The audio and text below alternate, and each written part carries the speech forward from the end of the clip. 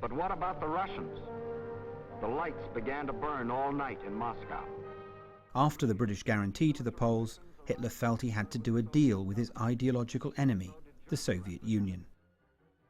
So Ribbentrop, the Nazi foreign minister, flew to Moscow in August 1939 to sign a non-aggression pact. It was a treaty of convenience. The Soviets wanted to stay out of any war, and Hitler didn't want to fight on two fronts. It was too fantastic to make any sense. But still, a pact with the Soviets and a war against the British was not the outcome Hitler had always desired. He had wanted to fight for an empire in Eastern Europe and hoped Britain, at worst, would remain neutral and not get involved. Hitler, though, was always prepared to take an immense gamble, always ready, as he once said, to go for broke.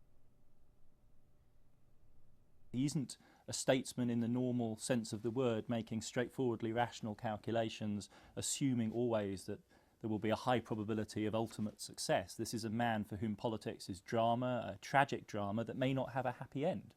And so he is willing to take risks that he thinks are inescapable, even if the odds are very highly stacked against Germany. And I don't think one can overestimate how highly the odds appear to be stacked against Germany in the autumn of 1939.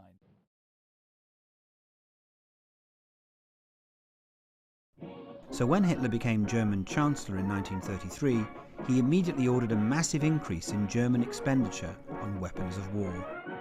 Hitler even had plans to spend up to 30% of Germany's gross national product on armaments.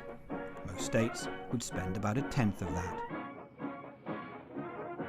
And Hitler didn't want just to make these weapons to threaten his neighbours. He fully intended to use them. Given this extraordinary expenditure on armaments, it was clear that Hitler, from almost the earliest days in power, intended war. I don't think there's any real question about that. I mean, Hitler's entire worldview is dominated by the belief that history is struggle, racial struggle. War is essential to the health of the German nation, and Germany needs to break out of the encirclement that it's in. So the idea that the Nazis could have somehow just extended the prosperity of the 1930s into some sort of peaceful VW future of modernity and satisfaction is just not on the cards for Hitler's regime. It's a fundamental misunderstanding that many people succumb to, but it's really not what's on Hitler's mind at all.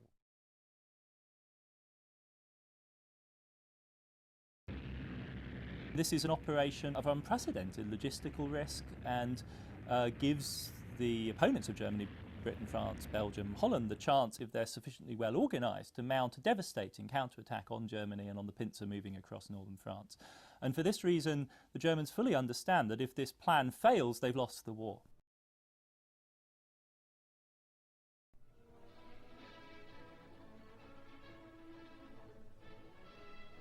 But while the invasion appeared to be going well for the Germans, there was a hidden problem. Fundamentally, when they start to think hard about the operation, they realise that they have to inflict a really all-encompassing military defeat, as they had just done on France, on the Red Army, but within a limitless geographical space.